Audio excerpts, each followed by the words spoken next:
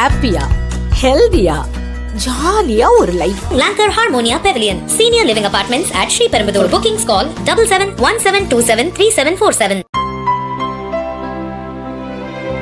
இனிமே கண்ணை மூடிட்டு கடலை எண்ணெய் வாங்கலாம்.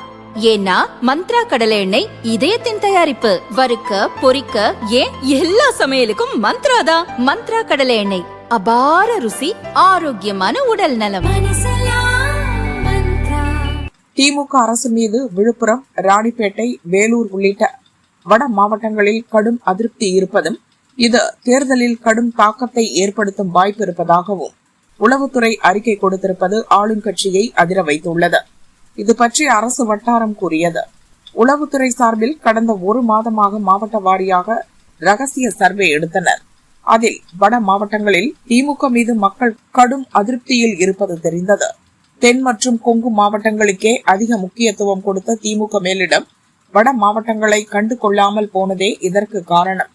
குறிப்பாக வேலூர் மாவட்டத்தில் அமைச்சர் துரைமுருகன், அவரது மகனும் எம்பியுமான கதிர் ஆனந்த் பதவியில் இருந்தும் எதுவுமே செய்யவில்லை என்ற கடும் அதிருப்தி உள்ளது. அங்கிருக்கும் வன்னியர் சமூகம் மத்தியில் அதிமுக கூட்டணியும் தலித் சமூகத்துக்கிடையே தாவேகவும் வளர்ந்து வருவதால் திமுக கடுமையான பின்னடைவை சந்திக்கிறது. அதேபோல்தான் ராணிப்பேட்டையில் அமைச்சர் காந்தி மீதான அதிருப்தி திமுகவுக்கு எதிராக உள்ளது. குறிப்பாக திமுகவினர் நடத்தும் கல் குவாரிகளால் பாதிக்கப்படும் கிராமத்தினர் மொத்தமாக அரசுக்கு எதிராக மாறியுள்ளனர். விழுப்புரத்தில் முன்னாள் அமைச்சர் பொன்முடி, அவரது மகன் கௌதம் சிகாமணிக்கு கிடைக்கும் முக்கியத்துவத்தால் திமுக நிர்வாகிகளே தலைமைக்கு எதிரான மனநிலையில் உள்ளனர்.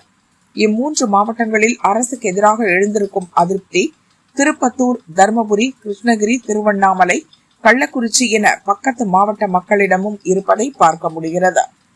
இந்த மாவட்டங்களில் உள்ள திமுக எம்எல்ஏக்கள் தங்களுக்கு எதுவுமே செய்யவில்லை என்ற மக்கள் கோபத்தில் இருக்கின்றனர்.